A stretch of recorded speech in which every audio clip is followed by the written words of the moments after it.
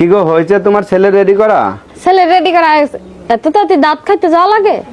এত তাড়াতাড়ি না তো আবার কি, দাওয়াতে গেলে প্রথম বৈঠকে খাইতে বসতে হয়, না হইলে তো তোমার ওই যে অনেকের বাড়ি খাউন ফুরায় যায়, গুস্ত মস্ত কম দেয়, তারপর খায়া মনে করে যে দই কম দেয়, আর প্রথম কাতারে বসলে মনে করে দইয়ের উপর পাতিলে একটু দেয় না, সেই স্বাদ লাগে। তো তুমি এখন রেডি হও নাই?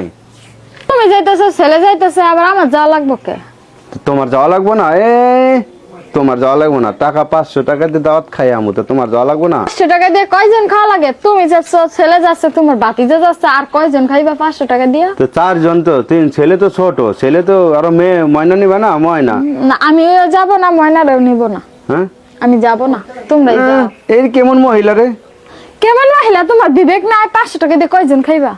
মানুষ যে যায় দেখো না, যদি যায় পিছে পিছে 3টা 4টা ছেলে পেয়ে নিয়ে যায়, নাতি নুতকে নিয়ে যায়, 5 জন যায় আর আমরা 4 জন যাবো। আমার ছেলে তো ছোট, ও আর কি খাইতে পারে, ওই এক টুকরা মাংস দিলে আর খাইতে পারবো না, বুঝছো?